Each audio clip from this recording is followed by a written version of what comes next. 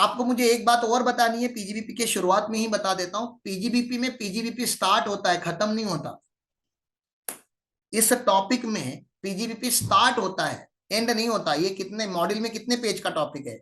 221 pages का topic है। तो ये 250 220 पेजेस पढ़ने के बाद आप ऐसा मत समझ लीजिए कि पीजीबीपी पूरा यहाँ पे फिनिश हो गया ना। यहाँ पे स्टार्ट हुआ, स्टार्ट।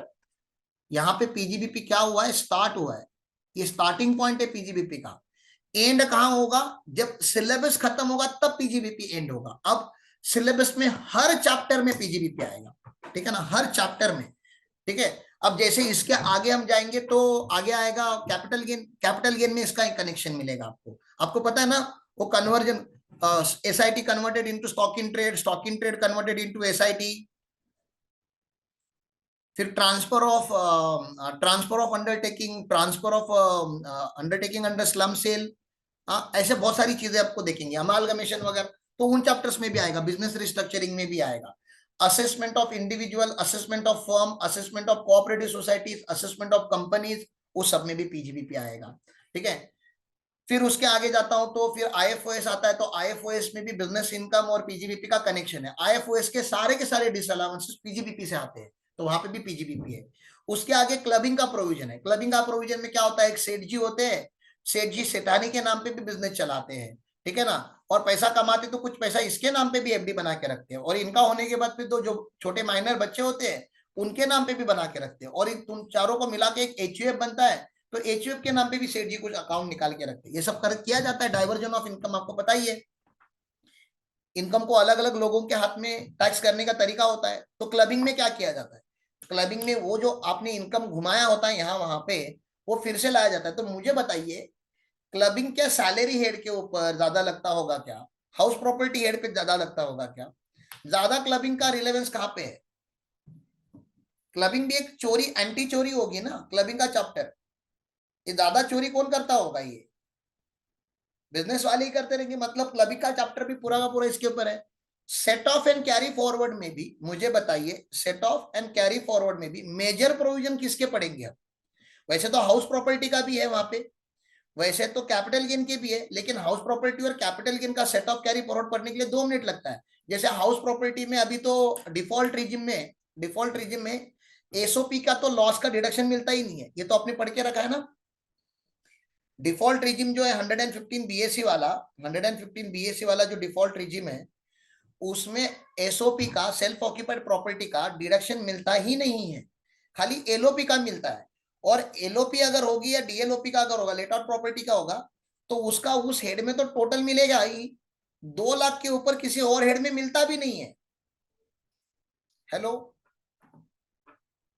और तो और बात, अगर आपने 115 बीएससी फॉलो किया तो ये दूसरे हेड में जाता ही नहीं है, वो एचपी का एचपी में ही रहता है। याद आ रहा है क्या आपको ये सब? इंटर हेड पॉसिबल ही नहीं है डिफॉल्ट रिजिम में। हाँ, ऑल्टरनेट रिजिम में पॉसिबल है, लेकिन डिफॉल्ट रिजिम में तो पॉसिबल ही हो गया। एचपी पढ़ के हो गया। कितने साल तक कैरी फॉरवर्ड होगा? 8 साल तक कैरी फॉरवर्ड होगा। Long term loss can be set of only against long term gain, short term loss can be set of only against short term या लॉन्ग टर्म, और अगर दोनों नहीं होते तो 8 साल तक कैरी फॉरवर्ड कर लो। हो गया शॉर्ट टर्म लॉन्ग टर्म का भी। सैलरी में लॉस होता नहीं है, आईएफओएस में भी लॉस होने के चांसेस बहुत कम है।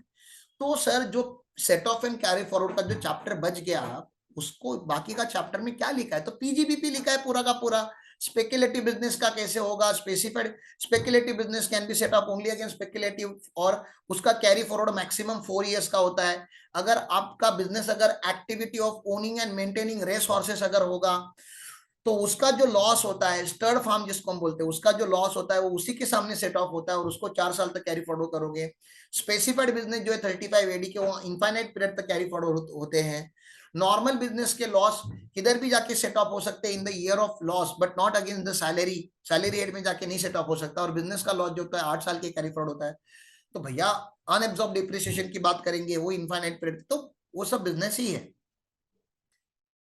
चैप्टर 6 ए या 10 AA की अगर आप बात करते हो, 10 AA चैप्टर 6 ए, चैप्टर 6 में जो बड़े बड़े सेक्शन है वो 80IA, 80IB, 80IAC, 80IDIE,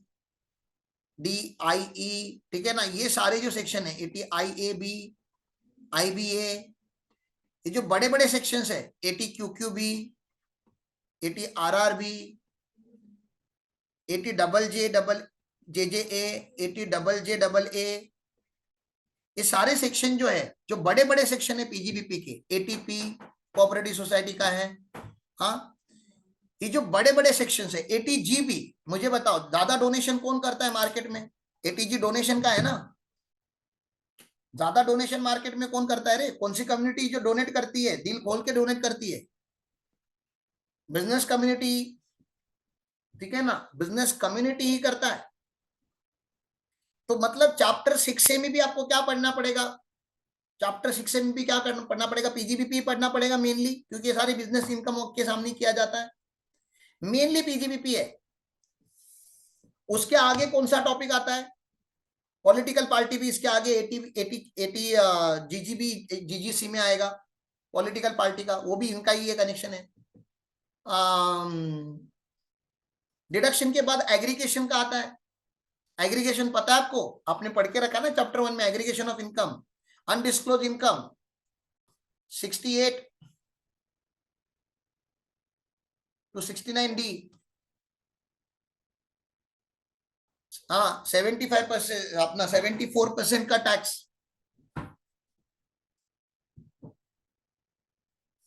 ना, 78 रे, 74 की बता रहा है। तो मुझे बताइए भैया, वो जो ब्लैक मनी होता है, undisclosed money, undisclosed expenditure, amount borrowed और रिपेड ऑन हुंडी, फिर इन्वेस्टमेंट नॉट फुल्ली डिस्क्लोज, ये सब सैलरी वाले करते हैं क्या रे? कभी आपने देखा है 68, 69, 69A, B, C, वो कैश कन्वर्ट करके लेने का, ब्लैक का व्हाइट करने का? ये कोई और हेड का पॉसिबिलिटी है क्या? मुझे बताइए ना, ये कौन सा हेड करता होगा एग्रीगेशन में? जो भी है ब्लैक मनी का, जो हमने सेक्शन पढ़ा था एंटी ब्लैक मनी का, वो भी पीजीबीपी का ही है टेक्निकली। फिर और कहां पे आगे जाओ, और आगे जाओ, और आगे जाओ आप, 90, 90, 92, 90, 90A, 91, ये डीटी डबल है, double taxation avoidance agreement. Double taxation avoidance agreement में भी मेनली हम बिजनेस की बात करेंगे, क्योंकि बिजनेस वाला ही होता है जो 4 देशों में काम करता है। हाँ, फिर 92 से लेके 92F तक ट्रांसफर प्राइसिंग चलता है, पूरा का पूरा ट्रांसफर प्राइसिंग भी भैया टेक्निकली बिजनेस वालों के लिए लिखा होगा, क्योंकि बिजनेस कम्युनिटी में ये होता है, तो ट्रांसफर प्राइसिंग भी पीजीबीपी ही है। फिर स्पेशल रेट्स ऑफ टैक्स आते, चलो वो सारे हेड्स के लिए। इनकम टैक्स डिपार्टमेंट का पावर, असेसमेंट प्रोसीजर, ये केसेस आना, अपील करना, रेक्टिफिकेशन करना, ये भी सब मेनली कौन करता है? बिजनेस कम्युनिटी करता है। सैलरी वाले के पास इतना टाइम नहीं होता कि वो केस लड़ते बेटे इनकम टैक्स डिपार्टमेंट से। अगर उसने कुछ 19-20 किया भी होता है तो चुपचाप बेचारा टैक्स भर देता है। कौन सा सैलरी वाला अपील में जाता है? कौन सा सैलरी वाला सुप्रीम कोर्ट में जाके फाइट कर रहा है? तो सुप्रीम कोर्ट, हाई कोर्ट के जो जजमेंट्स होंगे, वो भी मेनली आपको पता चल रहा है कौन से हेड के होंगे, पीजीबीपी हेड के ही होंगे। उसके आगे जा रहा हूं, TDS, TCS, advance tax, TDS, TCS और एडवांस टैक्स, इसका एप्लीकेशन भी कौन से हेड में आता है? मेनली ये चैप्टर कौन फॉलो करता है? टीडीएस, टीसीएस, एडवांस टैक्स,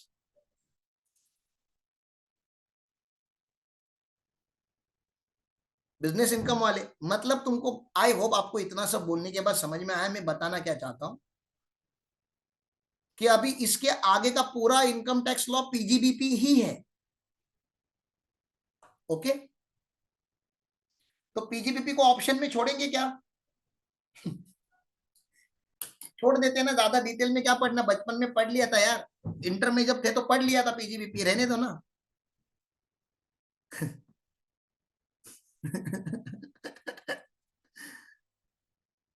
तो पढ़ते हैं, थोड़ा ही, थोड़ा ताकत लगेगी लेकिन पढ़ लेते, कोई टेंशन नहीं है।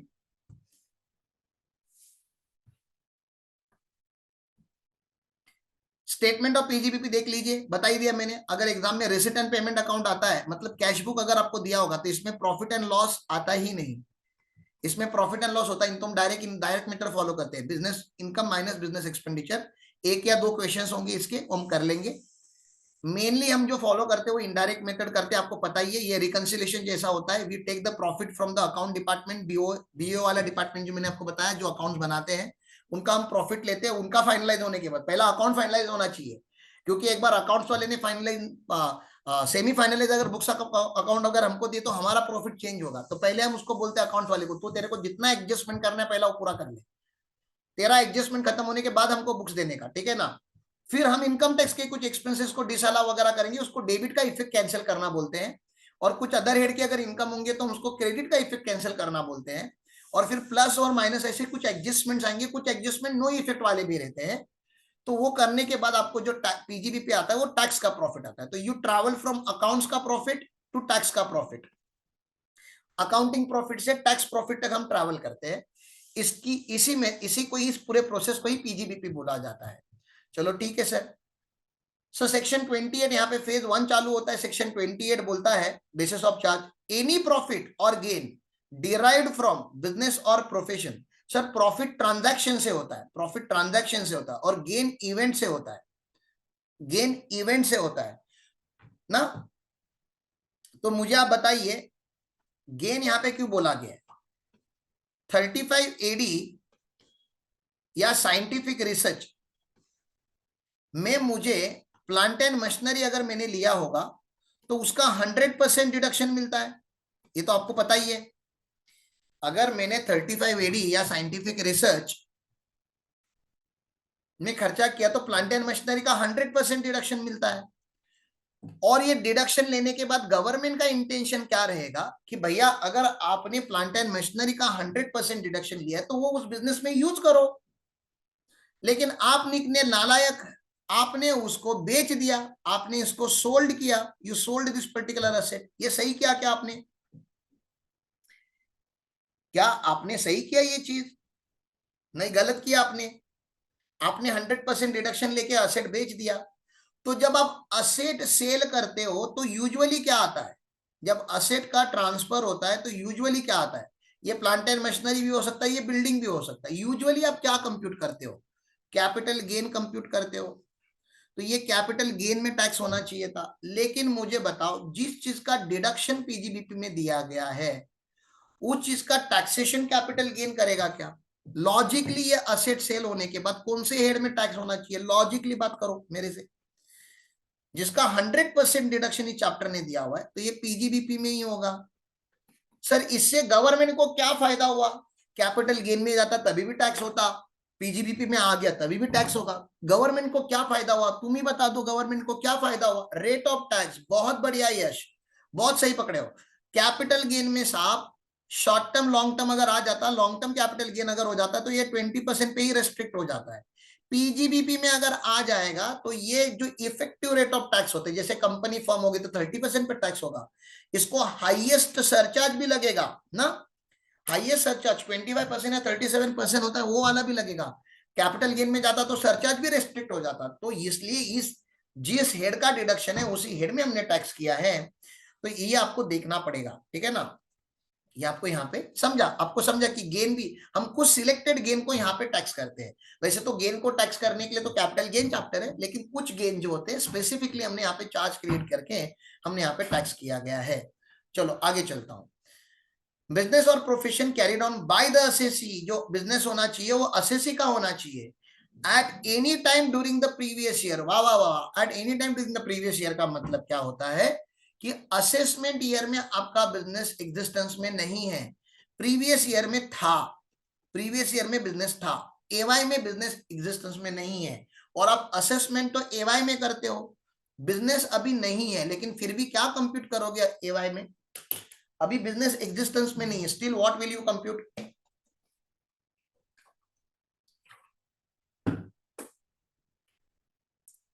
टैक्स तो अरे कौन से हेड में, मतलब पीजीबीपी हेड में करोगे कि अदर सोर्सेस में करोगे? हेड कौन सा लगाओगे? पीजीबीपी लगेगा, लेकिन आप बोलोगे अभी तो बिजनेस एग्जिस्टेंस में नहीं है ना। चलेगा, हमने नहीं बोला कि असेसमेंट ईयर में बिजनेस होना चाहिए। बिजनेस कौन से ईयर में होना चाहिए था? प्रीवियस ईयर में। और प्रीवियस ईयर में 2-4 दिन का भी अगर आपने बिजनेस किया होगा तभी भी बिजनेस हेड में टैक्स होगा। चलो ठीक है। सर बिजनेस का डेफिनेशन क्या है? बहुत बढ़िया डेफिनेशन दिया है उन्होंने। Business include any trade, commerce, manufacture. तो ट्रेड मतलब ट्रेडिंग एक्टिविटी, ट्रेडिंग में क्या होता है, गुड्स परचेस होते हैं, गुड्स सेल होते हैं। कॉमर्स में क्या, मैन्युफैक्चरिंग में क्या होता है, मैन्युफैक्चरिंग में रॉ मटेरियल परचेस होता है और फिनिश गुड सेल होता है। ट्रेडिंग में फिनिश गुड्स ही परचेस होता है और फिनिश गुड्स ही सेल होता है। कॉमर्स में क्या होता है, इन दोनों के बीच में जो भी होता है वो कॉमर्स ही है। तो ट्रांसपोर्टेशन, सर्विसेज, टेलीकम्युनिकेशन, इंटरनेट, आज जो भी बच गया वो पूरा का पूरा कॉमर्स है। तो ये अदर जो होते हैं, अदर एक्टिविटी, वो यहां पे आ जाती है। फिर कोई बोलता है सर मैं जो बिजनेस करने का ट्राई कर रहा हूं ना, मैं एक ऐप बनाने का ट्राई कर रहा हूं, ऐप, मैं एक ऐप बना रहा हूं सर, ऐप। और इस ऐप में क्या होगा ना सर, ये मुंबई में जो लोकल ट्रेन चलती है ना, वो कौन सी लोकल ट्रेन लाइव बेसिस पे कितनी डिलेड हुई है वो पता चलेगी। लाइव बेसिस पे पता चलेगा कि कौन सी लोकल कितनी लेट चल रही है। तो लोगों की जिंदगी आसान हो जाएगी। अब एम इंडिकेटर करके तो ऐप है ही। बसेस के लिए भी शायद कोई ऐप निकल चुका है, नॉट ओनली ट्रेन, ये बसेस के लिए भी लगेगी, ठीक है ना। तो मैं एक ऐप बना रहा हूं सर, जो बसेस और ट्रेन का एग्जैक्ट टाइम बताएगा, एग्जैक्ट टाइम बताएगा, एग्जैक्ट। अभी एम इंडिकेटर भी जो है ना वो एग्जैक्ट नहीं है, उतना परफेक्ट नहीं है। तो परफेक्शन वाला ऐप बनाएंगे, ठीक है ना। तो मैं क्या बता रहा हूं, ये कुछ नया आप करने का ट्राई कर रहे हो, ऐसा बिजनेस इसके पहले हुआ नहीं है। और फिर मैंने पूछा फिर बिजनेस कैसे चलाओगे, पैसे कैसे कमाओगे, करोड़ों तो लग जाएंगे ऐप बनाने में। तो बोलते सर कोई टेंशन नहीं, जब ये ऐप यूजफुल हो जाएगा, जब ऐप फेमस हो जाएगा तो लोग इस ऐप को डाउनलोड करेंगे, और बहुत ज्यादा जब डाउनलोड हो जाएंगे तो हमारे ऐप पे एडवर्टाइजमेंट रन होगी, और एडवर्टाइजमेंट से हम पैसे कमाएंगे, ठीक है। एडवर्टाइजमेंट से, प्रमोशन से हम पैसे कमाएंगे सर। यूजर का डेटा भी बेच के पैसे कमाएंगे कि कौन सा यूजर कहां से कहां ट्रैवल करता है, क्या एज के यूजर कहां से कहां ट्रैवल करते हैं। तो डेटा भी ये लोग बेच के पैसा कमाते हैं, ठीक है ना, क्योंकि आपके मोबाइल में ऐप है तो उस ऐप को एक्सेस होता है डेटा का, तो डेटा भी वो सेल कर सकते हैं। एथिकल है अनएथिकल हो जाने तो, धंधे में एथिक्स है और एथिक्स की बात नहीं करने का, बिजनेस है। तो ये एडवर्टाइजमेंट से पैसे हम कमाएंगे। तो ऐसा बिजनेस इसके पहले मान लीजिए किसी ने किया नहीं है, तो इजंट इट एडवेंचर, क्या ये किसी एडवेंचर से कम है क्या। एक होता है वेंचर, वेंचर का मतलब क्या है, trading, commerce, manufacture, service provide करो, नॉर्मल रिपेयर एंड मेंटेनेंस, ये नॉर्मल, इसको वेंचर बोलते हैं हम। एडवेंचर का मतलब ये होता है कि आप ऐसा कुछ कर रहे हो जो इसके पहले किसी ने नहीं किया, या उस तरीके से नहीं किया जिस तरीके से आप करने का ट्राई कर रहे हो। तो ये एक एडवेंचर है। क्या इसको हम बिजनेस मान सकते हैं, लेकिन क्या ये भी एक बिजनेस होना चाहिए, क्या इसका भी असेसमेंट, एडवेंचर आप करने जा रहे हो लेकिन इसका जो असेसमेंट होगा वो भी बिजनेस हेड में ही होना चाहिए, डोंट यू थिंक। कुछ नया करने जा रहे हो आप, पीजीबीपी में ही इसका असेसमेंट होता है।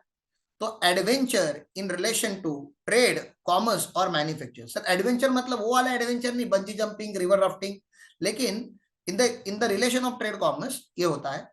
प्रोफेशन का डेफिनेशन लॉ ने दिया नहीं है, लेकिन वो बोलता है profession includes vocation.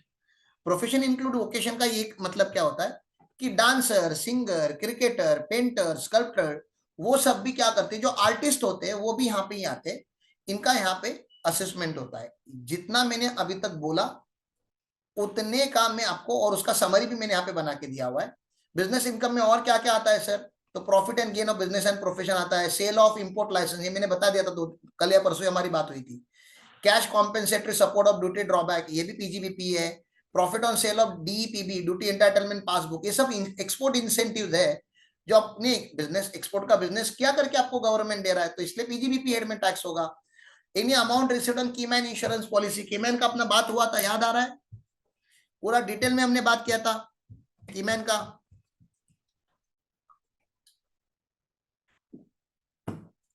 Keyman insurance policy अगर कंपनी को मिलता है तो यहाँ पे टैक्स होगा। Gift benefit perquisite arising out of business and profession 194R, ये वाला हो गया।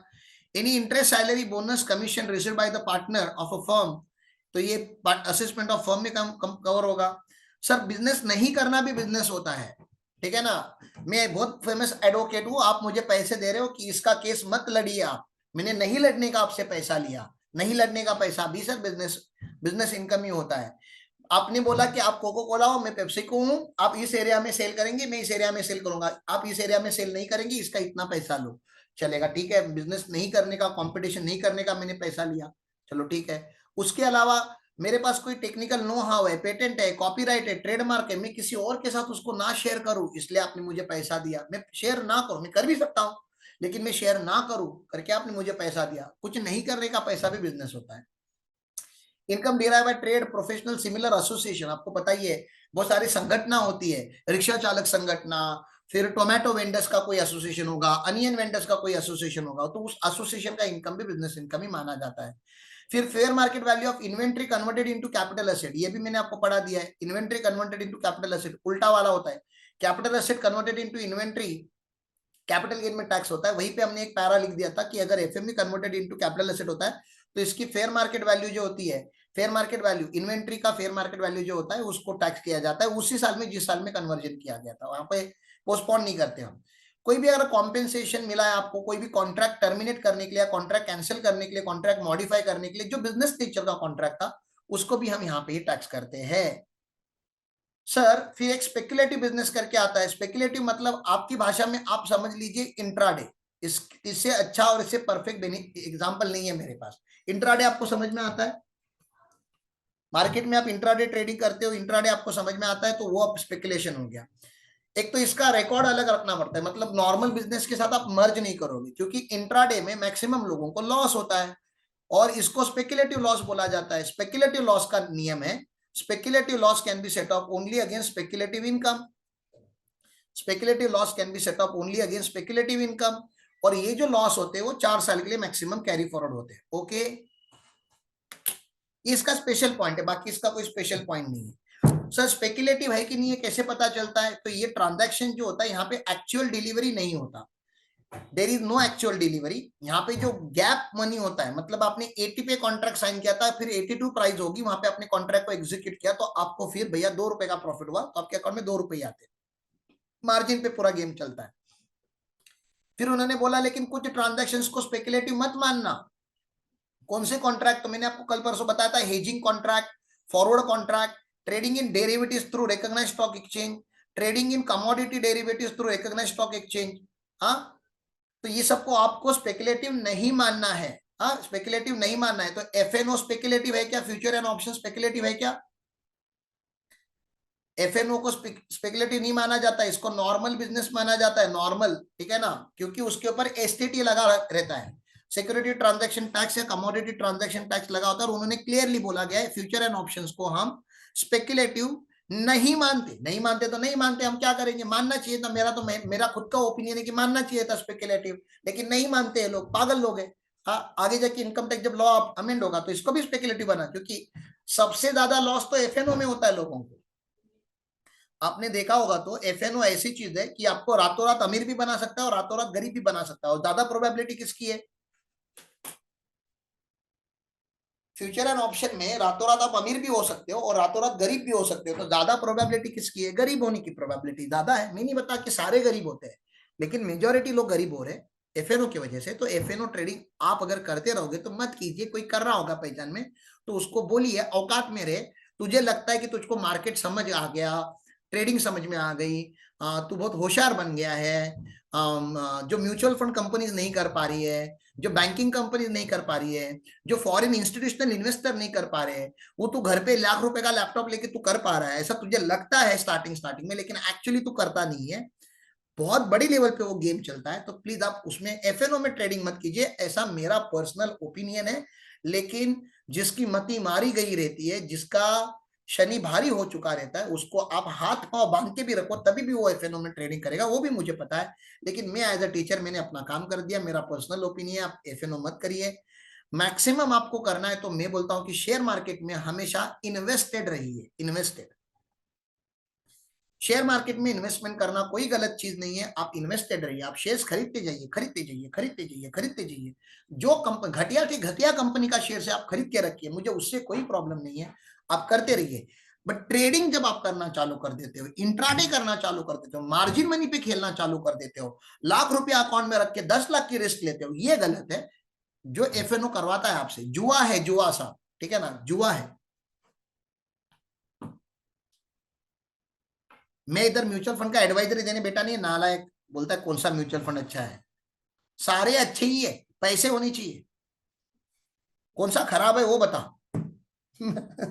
सब अच्छे ही है। पैसा है क्या? एक आर्टिकल को ये सब सवाल सूट नहीं करते। जिसके खाने पीने के वांदे हैं वो लोगों को मार्केट के बारे में बात नहीं करना चाहिए।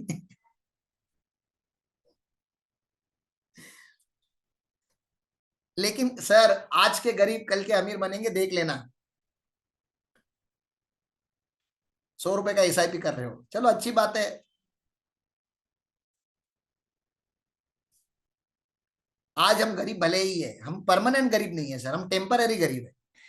हमारी गरीबी और अमीरी में ना सर खाली एक एग्जाम का फासला है बस। एक एग्जाम कर लो।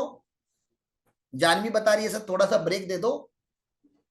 थैंक यू, जो thank you Janvi for so much care about my throat. Thank you. Janvi बोल रही है सर इफ पॉसिबल, मतलब हमको नहीं चाहिए, आपको लेना है तो थोड़ा सा ब्रेक ले लो।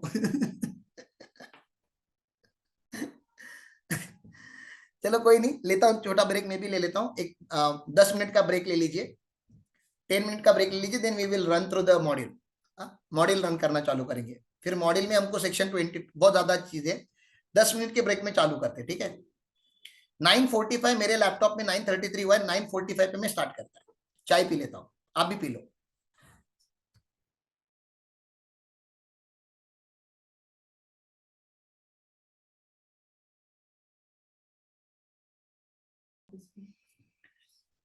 सो गाइस स्टार्ट करें, चलो स्टार्ट करते हैं। तो यहाँ पे मॉड्यूल में उन्होंने मीनिंग ही लिखा है, बिजनेस एंड प्रोफेशन का मीनिंग लिखा है। और फिर उन्होंने बोला प्रोफेशन डिफाइन तो नहीं किया, लेकिन जो occupation requires some degree of learning, तो उसका उन्होंने एग्जांपल दिया। And profession includes vocation also. तो painter, sculptor, author, auditor, lawyers, doctors, architect, even astrologer are the person who are said to be carrying on the profession, but not the business. तो business तो अलग है, profession अलग है। लेकिन हम फिर बता रहे कि आप बिजनेस कैरी करो या प्रोफेशन कैरी करो या वोकेशन कैरी करो, उससे हमें कोई फर्क नहीं पड़ता। हम पीजीबीपी वाले लोग हैं, आपका मैन्युफैक्चरिंग बिजनेस रहे, ट्रेडिंग बिजनेस रहे, सर्विस इंडस्ट्री का रहे, हमारे प्रोविजंस तो सेम ही है सबके लिए। हम इंडस्ट्री वाइज प्रोविजंस नहीं चेंज करते। हाँ, वो प्रिजम्पटिव टैक्सेशन वगैरह में जाने के लिए या आपको बुक्स ऑफ अकाउंट मेंटेनेंस के नॉर्म्स पता होने के लिए, टैक्स ऑडिट के लिमिट के लिए आपको डिस्टिंग्विश पता होना चाहिए। बाकी तो पीजीबीपी का कंप्यूटेशन तो पूरा कॉमन है सर, ठीक है ना, पूरा सेम है। फिर उन्होंने बोला प्रॉफिट जो होता है वो कैश में भी हो सकता है, काइंड में भी हो सकता है, हमने अग्री किया। हमने बोला कि कैपिटल रिसिट को जनरली ये कैपिटल टैक्स नहीं करेगा, क्योंकि कैपिटल रिसिट को तो कैपिटल गेन टैक्स करेगा। लेकिन मैंने क्या बताया आपको स्टार्टिंग में ही बताया, कुछ ऐसे सेक्शन है 35 AD या सेक्शन 41 जो डीम चार्जिंग सेक्शन होते हैं, वहां पे हम कभी कभी कैपिटल रिसिट्स को भी टैक्स किया जाता है। In fact sale of licence, sale of import entitlement licence भी एक कैपिटल रिसिट ही है, लेकिन उसको पीजीबीपी में ही टैक्स किया गया है। वॉलेंटरी रिसिट्स को भी यहीं पे टैक्स किया जाएगा। वॉलेंटरी रिसिट मतलब आप समझ रहे हो ना कि आपके ऊपर कोई ऑब्लिगेशन नहीं है, आप मेरे क्लाइंट हो, आप मेरे क्लाइंट हो, मैंने आपका काम किया, इनकम टैक्स किया, जीएसटी की आपकी केस बहुत अच्छे से हैंडल की, मैंने आपको 2 लाख का बिल चार्ज किया, आपने मुझे 5 लाख दिए खुशी खुशी। तो ऐसा नहीं कि पीजीबीपी में खाली 2 लाख ही टैक्स होगा, जो 3 लाख भी आपने दिया, या मैंने बोला रहने दीजिए जी, पैसे की क्या बात कर रहे हो, पैसे रहने दीजिए, फिर भी आपने जबरदस्ती मुझको कुछ पैसे दिए हैं, वॉलेंटरी पैसे भी अगर आपने मुझको दिए, तभी भी वो क्या हो जाएगा, बिजनेस इनकम ही हो जाएगा। Application of gain of trade is immaterial, मतलब क्या, जो पैसा आपने कमाया हुआ है वो बिजनेस में ही अप्लाई करना है क्या, ऐसा कुछ नहीं है। Gain made even for the benefit of the community by the public body would be liable to tax. To attract the provision of section 28, it is necessary that business or profession or vocation should be carried out at least for some time during the year in the accounting period, but not necessarily through out the year. पूरे साल भर में करने की कोई जरूरत नहीं है, one single transaction can constitute business, ऐसा जजमेंट है हमारे पास। पूरे साल भर में आपने एक ही जमीन सेल किया तो कैपिटल गेन नहीं बोलेंगे साहब।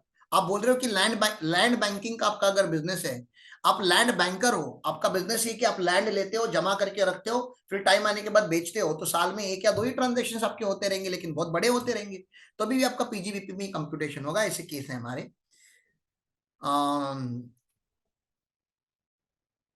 Next, income from a distinct business, the the profit of each business must be computed separately, but for the tax chargeable purpose उनको हम अलग अलग नहीं मानते, उन सबको मिक्स ही कर देते हैं। एग्रीगेट प्रॉफिट के ऊपर हम टैक्स निकालते हैं। तो आपके 4-5 बिजनेसेस होंगे, आप प्रोप्राइटर हो, 4-5 बिजनेसेस के आप प्रोप्राइटर हो, तो आपकी अकाउंटिंग के लिए आप चारों बिजनेस का अलग कीजिए। लेकिन हम जब पीजीबीपी निकालेंगे तो चारों बिजनेस को मर्ज करते हैं।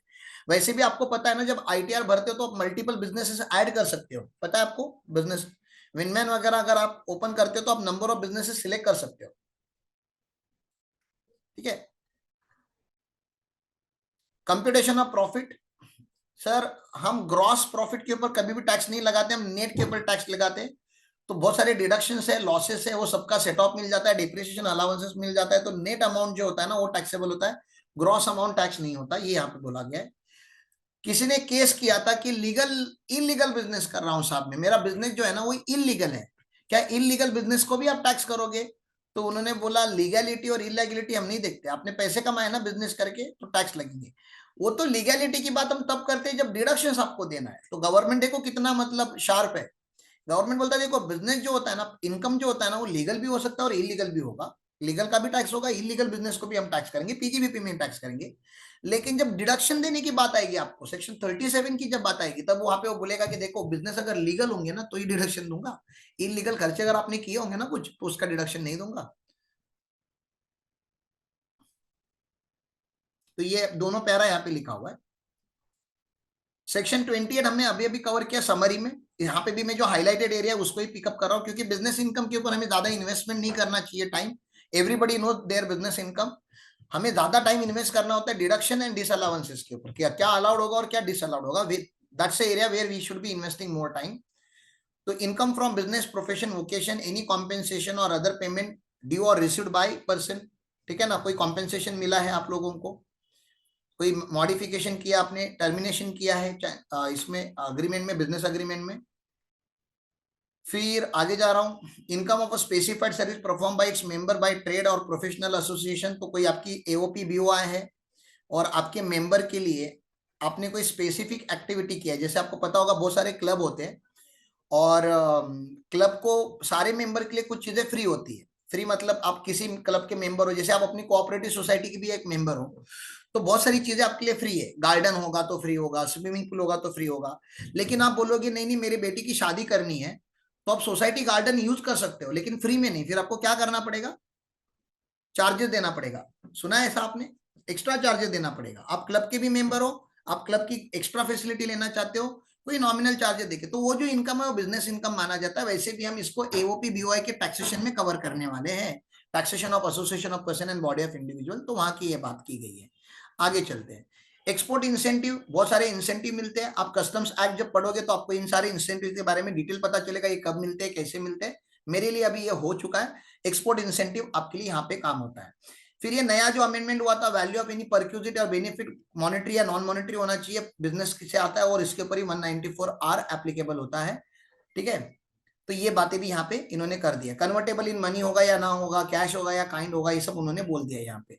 एग्जाम्पल भी दिया है कि कोई लॉयर है उसको फ्री रेजिडेंशियल अकोमोडेशन दिया है तो परक्यूजिट टैक्सेबल हो जाएगा उसके हाथ में, बिजनेस इनकम करके टैक्सेबल होगा। पार्टनर का जो भी इनकम होता है, जो जो भी इनकम होता है अपनी फर्म से, वो पीजीबीपी में ही टैक्स होता है, interest bonus salary commission remuneration, नाम आप कुछ भी दे दो वो है पीजीबीपी इनकम ही।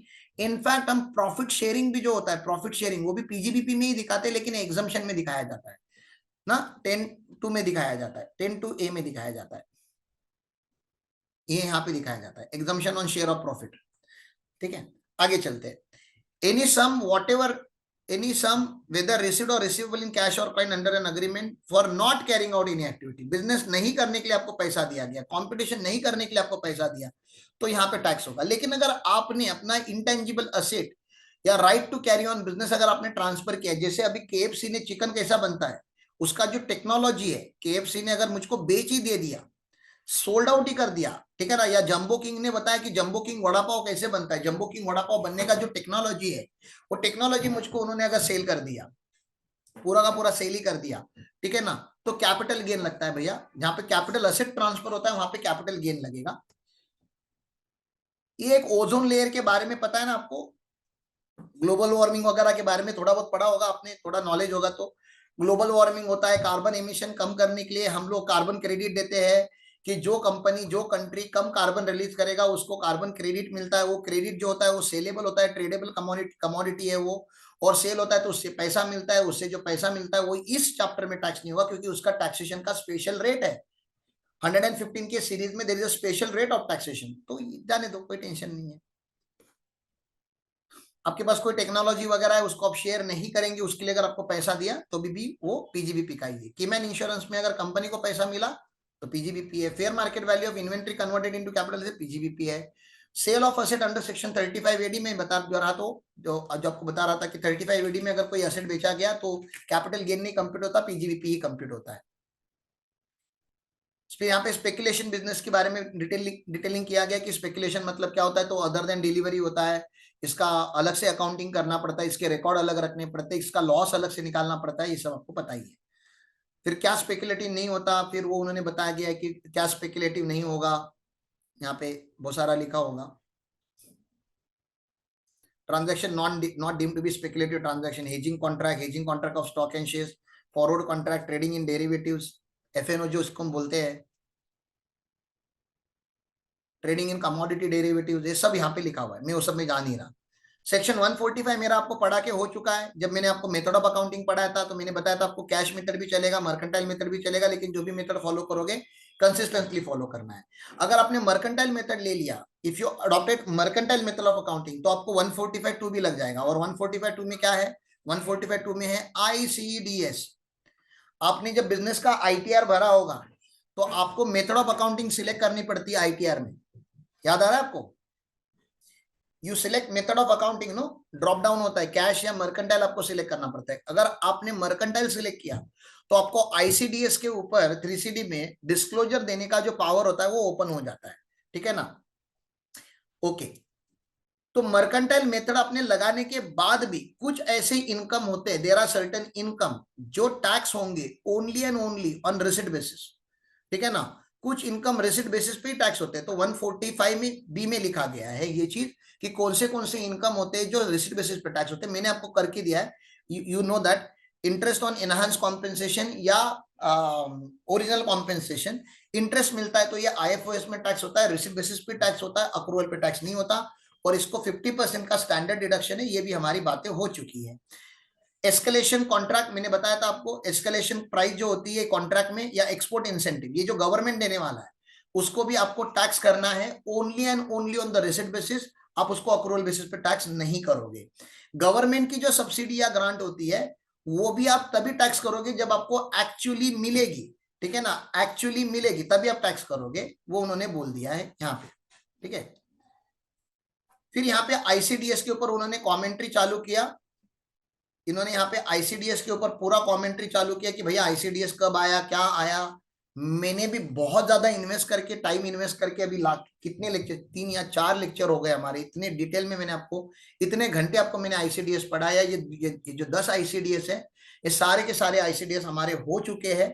और इन्होंने यहाँ पे एप्लीकेबिलिटी के ऊपर पहले बात की गई है यहाँ पे कि ये PGBP और IFOS को ही लगता है, जो मेंटेन करते हैं books of accounts on accrual basis, mercantile basis,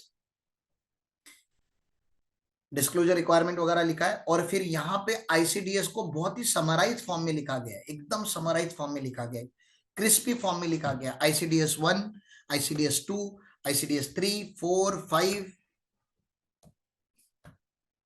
ना, 6, 7, 8, 9 एंड 10, ये 10 ICDS यहाँ पे उन्होंने कर दिए। आप पढ़ लो, अगर आपकी इच्छा है पढ़ने की, तो डिटेल में पढ़ना चाहते हो तो उन्होंने एनेक्सेस में दिया, और CMA के मॉड्यूल में भी उन्होंने जितना डिटेलिंग करना था उतना मैंने कर दिया है।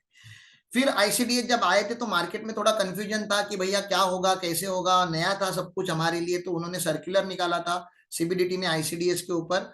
वो सर्कुलर भी यहाँ पे दिया है, बहुत सारे क्वेश्चन इंडस्ट्री ने पूछे, सर्कुलर ने उसको आंसर किया है। मेरे काम का तो नहीं है, आपको पढ़ना चाहते हो आप प्लीज पढ़ो, बिल्कुल आपको कुछ ना कुछ इसमें से वैल्यू एडिशन मिलेगी, लेकिन PGBP खत्म होने के बाद पढ़ो, स्टार्टिंग में ही मत पढ़ो, नहीं तो पता चला ये सब पढ़ते पढ़ते थक गए।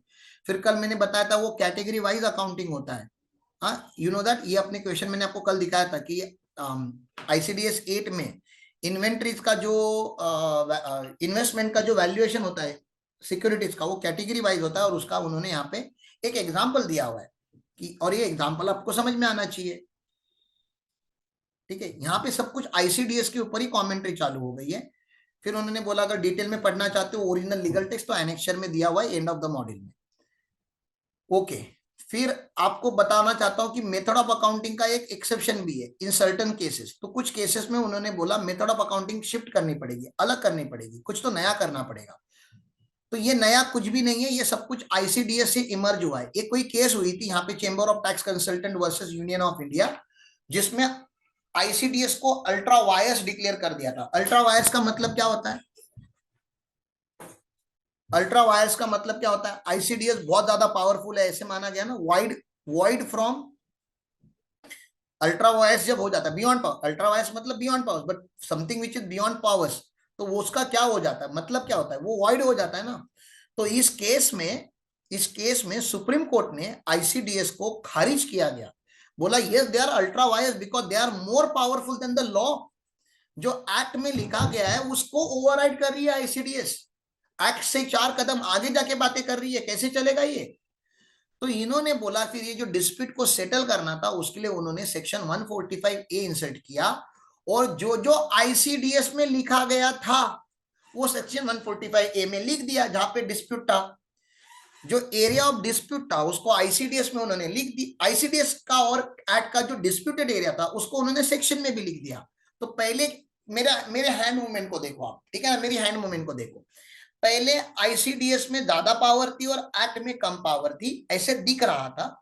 तो इन्होंने आईसीडीएस के पावर नहीं कम किए, आईसीडीएस को उधर ही रखा।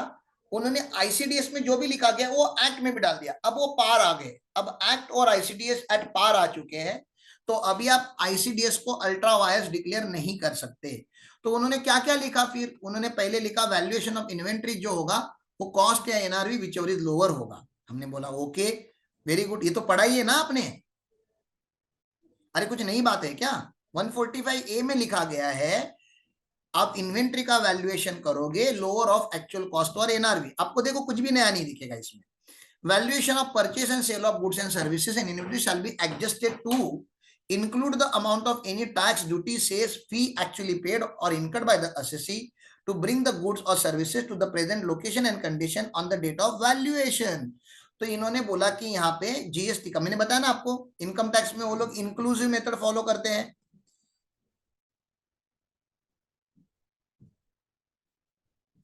ओके एक मिनट।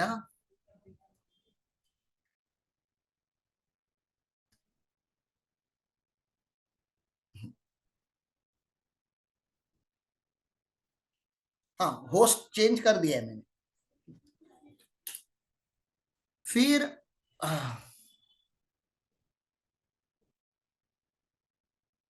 नहीं नहीं क्लैरिटी नहीं है, लेकिन दो मेथड है ना। राजा सुन, एक तो इंक्लूसिव मेथड है, एक तो एक्सक्लूसिव मेथड है, उसके ऊपर मारामारी चालू है, वो तो मारामारी चलते रहने दे। हमारे ऑफिस में भी हम एक्सक्लूसिव फॉलो करते हैं, इंक्लूसिव कौन करेगा? अरे पूरा का पूरा टैली सिस्टम चेंज करना पड़ेगा हमको।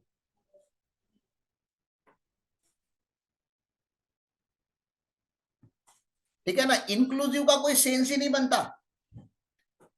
लेकिन उन्होंने लिखा है, लिखा है तो लिखने तो अपने बाप का क्या जा रहा है। ठीक है ना, आएगा जजमेंट आएगा उसके ऊपर, जब आएगा तो देख लेंगे, या तो सिक्योरिटी का सर्कुलर आएगा या तो जजमेंट आ जाएगा। लेकिन अपने को यहाँ पे जो लिखा है मैं आपको बता रहा हूँ।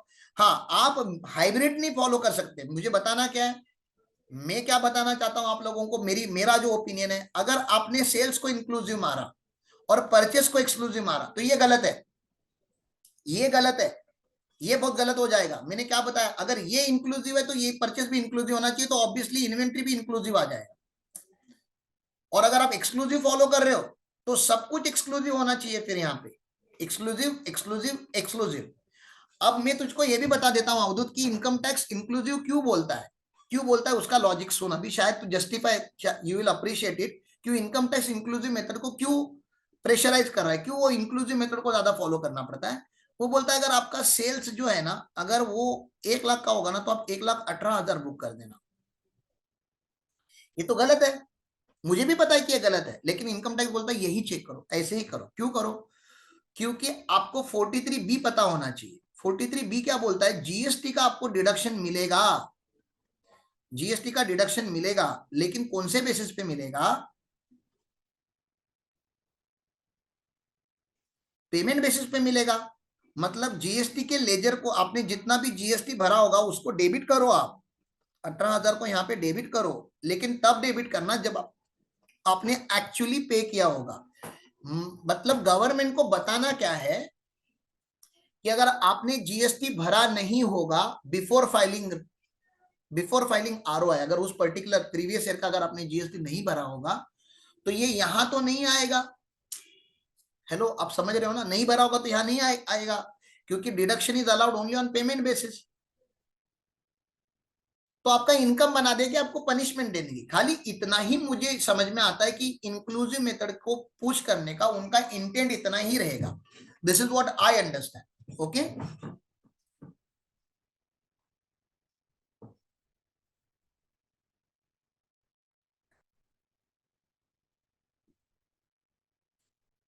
चलता हूं आगे, चलो आगे। इससे ज्यादा इसके ऊपर कमेंट्री करना गलत है। इन्वेंट्रीज नॉट बीइंग लिस्टेड और लिस्टेड बट नॉट कोटेड, ठीक है ना? लिस्टेड है लेकिन कोटेड नहीं है, बार बार उसका वैल्यू चेंज नहीं होता, तो इसका वैल्यूएशन होना चाहिए एक्चुअल कॉस्ट पे। ये मैंने आपको बता दिया था, ये आईसीडीएस 8 में लिखा भी है। और अगर लिस्टेड होगा या कोटेड होगा तो भैया इसको लोअर करना पड़ता है आपको, इसको लोअर करना पड़ता है, कॉस्ट या एनआरवी लोअर करना पड़ता है। और वो भी कैटेगरी वाइज, ये भी कैटेगरी वाइज होता है, ये सिक्योरिटी वाइज नहीं होता। लेकिन फिर उन्होंने बोला बैंक वगैरह अगर रहेंगी ना, बैंक पब्लिक फाइनेंशियल इंस्टीट्यूशन रहेंगे ना, तो ये मत फॉलो करो आप, आरबीआई के जो नियम रहेंगे ना, यू फॉलो द आरबीआई के गाइडलाइंस, क्योंकि आपके लिए तो बैंकिंग रेगुलेशन एक्ट बना हुआ है। ओके, और इसके अलावा और भी कुछ सेक्शन है, जैसे 43AA, 43CB, 40A13, 36 वगैरह, ये सब हम आगे पढ़ेंगे। इसमें के कुछ कुछ तो हमने पहले से कवर भी करके रख दिया है। सीबी हो चुका है, AA हो चुका है, तो this we have already covered. Section 29 क्या बोलता है? सेक्शन 29 बोलता है कंप्यूटेशन फॉर्मेट ना। हर हेड में दो तीन चीजें होती है, आपको पता ही है। हर हेड में हमें दो तीन चीजें पढ़नी पड़ती है। एक तो लेवी क्या है उस चैप्टर की, मतलब चार्जिंग सेक्शन क्या है, चार्ज क्या है, वो पढ़ना पड़ता है। दूसरा, उस चैप्टर का कंप्यूटेशन मैकेनिज्म पढ़ना पड़ता है कि कैसे कंप्यूट करेंगे। तीसरा, हमको डिडक्शंस पढ़ने पड़ते हैं कि डिडक्शंस क्या होंगे। चौथा, हमें एग्जम्पशंस पढ़ने पड़ते हैं कि एग्जम्पशंस क्या होंगे। और पांचवा, उस हर चैप्टर में कोई एक स्पेशल रिमार्क होता है, जैसे डीम चार्जिंग सेक्शंस वगैरह होता है। पीजीपी में स्पेशल प्रोविजन है बुक्स ऑफ अकाउंट मेंटेन करने का, ऑडिट करने का, प्रिजम्पटिव इनकम, तो there are some special point. तो कंप्यूटेशन इसमें ना बहुत आसान बोला गया, बोलते हैं हम क्या बताएं आपको कंप्यूटेशन करना। इनकम टैक्स हाथ जोड़ के आपको, ऐसा इतना बड़ा हाथ जोड़ता है ना, ऐसा दंडवत से हम बोलते हैं ना, बड़ा हाथ जोड़ के बोलता है हम आपको क्या सिखाएं साहब कि आपका पीजीबीपी कैसे निकलेगा, आपके बिजनेस का प्रॉफिट कैसे निकलेगा। आप ज्ञानी हो, महापुरुष हो आप, हाँ? आपको खुद ही पता है कि आपको कैसे पीजीबीपी निकालना है, तो आपको जैसे ठीक लगता है वैसे कंप्यूट कीजिए। सेक्शन 29 ने कोई फॉर्मेट दिया ही नहीं। आपको पता है सैलरी का फिर भी कोई फॉर्मेट है, हाउस प्रॉपर्टी का फॉर्मेट है, कैपिटल गेन का फॉर्मेट सेक्शन 48 में है। आईएफओएस को कोई फॉर्मेट की जरूरत नहीं है, इनकम ही टैक्स करना होता है।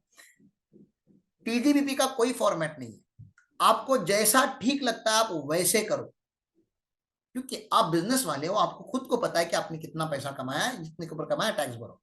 लेकिन जब आप बिजनेस का इनकम कंप्यूट करोगे, प्रॉफिट कंप्यूट करोगे, तो please follow provisions of section 30 to 43D।